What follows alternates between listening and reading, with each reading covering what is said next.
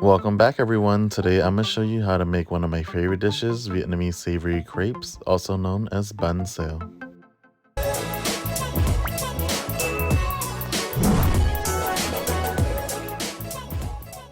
For this recipe, I'm going to be using this specific Banh Xeo mix, which you can usually find in your local Asian market.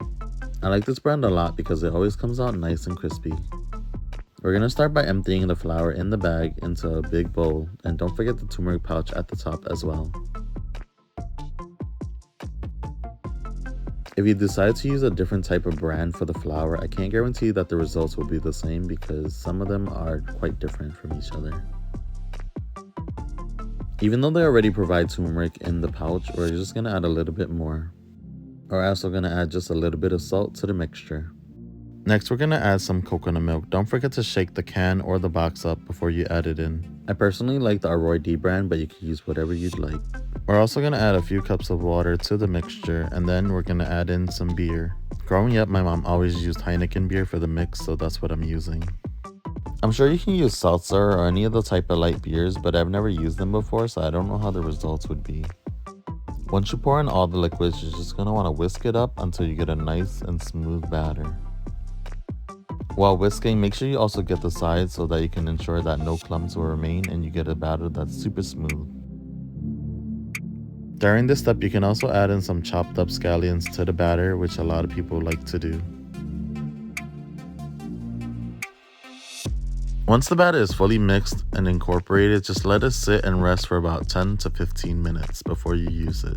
You can also make this batter up to 1 day in advance and store it in the fridge. To make the crepes, you're going to want to use a pan that has a lid and heat it up and add some oil into it. I know this may seem like a lot of oil, but that's the key to a crispy crepe. At this point, depending on what type of protein you use, you would add it in. Because I'm using raw pork, I'm adding it in before the batter. The type of pork I'm using today is pork belly, and I'm just separating it so that it's nice and evenly scattered. The reason why I'm only leaving it on half the pan is because when you make the crepe, you're going to eventually have to fold it in half, so everything is going to be on one side anyways. Very optional, but at this point you can also add in some sliced onions to the opposite side of the pan.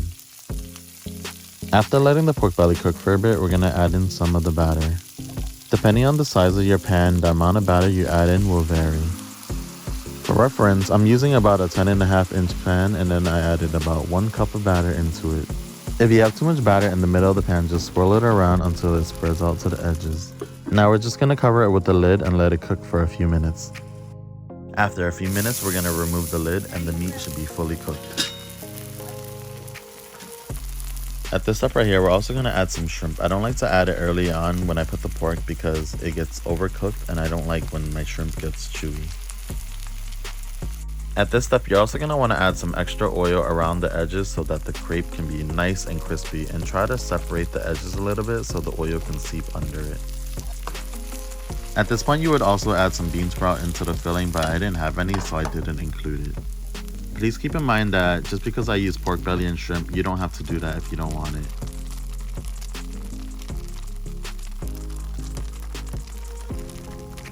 So just continue to cook it on medium to high heat until the bottom gets nice and crispy. You can already see the edges turning golden. Once the bottom is nice and crispy, using a spatula, just flip one side over to seal the crepe. If you notice here, the crepe didn't quite fold as perfectly as I wanted, but that's totally okay because you're just going to eat it anyways. And that was just because when I put the meat, I put it too over and it was in the way when I wanted to fold it. But look at how nice and golden it is. That's the most important part. So even though it looks pretty golden already, I like it to make it even more crispy. So I'll pan fry each side until it gets just slightly crispier. You can see the difference of how crispy it is right here.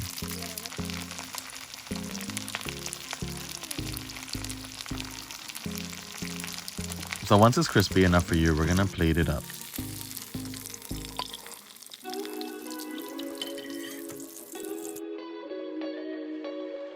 Everyone has different preferences, so you can eat this however you like. However, I like to eat it with some lettuce, cucumbers, cilantro, sometimes mint if I have it on hand, and dip it into some fish sauce.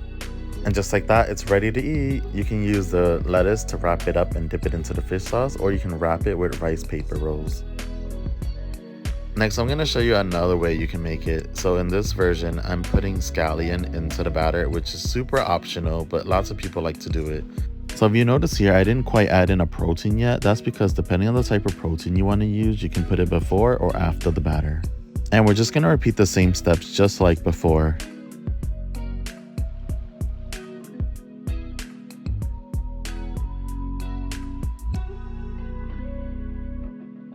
So for this version, I'm putting my own spin on it, and I'm using raw salmon, which I've never seen done before. The reason why I add the salmon after is a personal preference, because I don't like when my salmon is well done because sometimes it comes out too dry.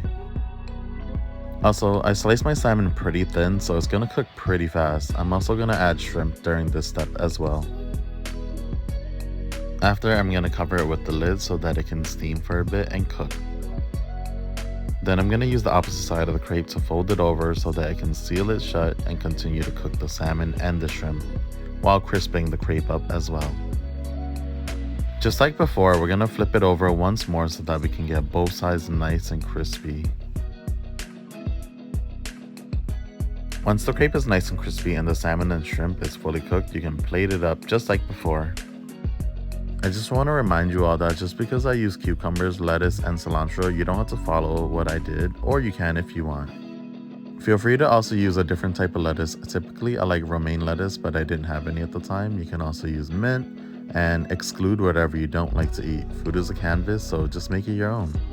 I will, however, say that I highly recommend you eat this with fish sauce. However, if you're vegan, you can probably find a vegan fish sauce, but the fish sauce is an absolutely must, and the dish just won't be the same without it.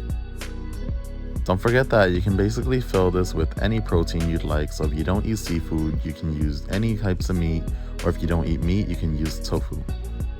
Like I mentioned earlier, you can use lettuce to wrap it up, or you can use rice paper rolls.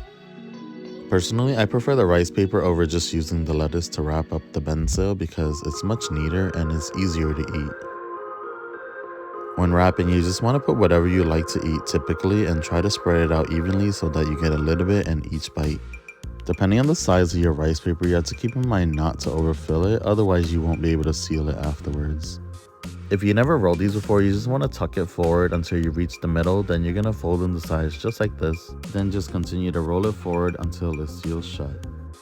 If you never used rice paper before, I want to note that you have to first dip it into warm water so that it can become pliable enough for you to roll it. I know some people also like to use cold water, but for me, I find that warm or hot water works best. You can wrap these as you go, or you can wrap them all ahead of time and eat them all at once. Also, don't worry too much about how they're gonna look because you're just gonna eat them anyways, and it's not like you're selling them, so just wrap them however you like.